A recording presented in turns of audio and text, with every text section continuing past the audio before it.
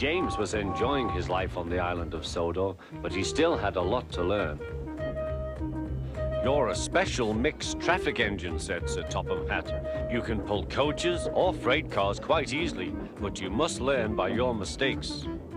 James knew what Sir Topham Hatt meant. He could well remember that dreadful accident on his first day. "Be careful with the coaches, James," said kind little Edward. "They don't like being bumped." Everyone came to admire James. "I'm a really splendid engine," he thought, and suddenly let off steam. A shower of water fell on Sir Topham's nice new top hat. Just then the conductor blew his whistle and James thought they had better go. Go on," he puffed to Edward. Don't push," replied Edward. The coaches were grumbling too. "Don't go so fast, don't go so fast." But James didn't listen.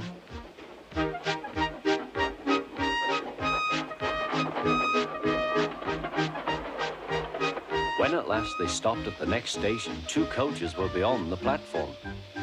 They had to go back to let the passengers out. But no one seemed to know about Sir Topham's new hat, so James felt happier. Presently they came to the station where Thomas was waiting with his 2 coaches. "Hello, James," said Thomas. "Feeling better?" "That's right." "Oh, that's my conductor's whistle. I must go. I don't know what Sir Topham Hatt would do without me to run this branch line." And he puffed off importantly. Edward and James passed the field where James had had his accident. The fence was mended and the cows were back again.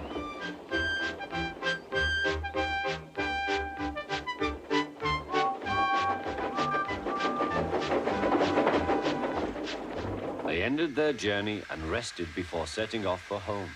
James was still wondering what Sir Topham would have to say about his new hat.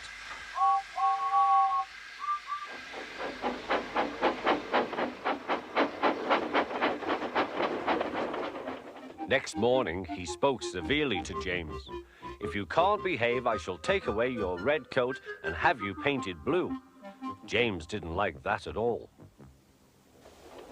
He was very rough with the grumbling coaches as he brought them to the platform.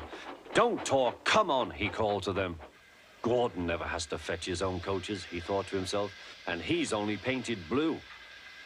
To make James even more cross, this time no one came near him. "I'll show them," he thought. "They think Gordon is the only engine who can pull coaches."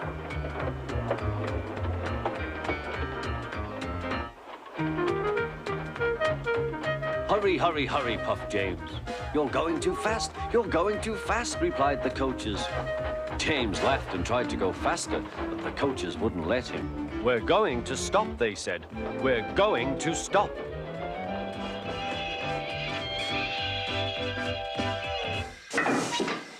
"What's the matter?" James asked his driver. "The brakes are hauled on. Leak in the pipe, most likely. You've banged the coaches enough to make a leak in anything." "How shall we mend it?" said the conductor. "We'll do it with newspaper and a leather bootlace," replied the driver. "Well, where is the bootlace coming from?" asked the conductor. "Ask the passengers," said the driver. "You have a leather bootlace there, I see, sir," said the conductor to a smartly dressed man. "Please give it to me." "I won't," said the man. "Then," said the conductor, "I'm afraid the train will just stop where it is." The passengers all said what a bad railway it was. Then they told the man how bad he was instead. Everyone was very cross. At last he handed his laces over.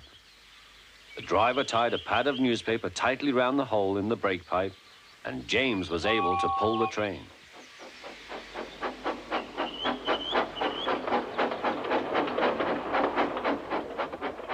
But he was a sadder and wiser James and took care never to bump coaches again.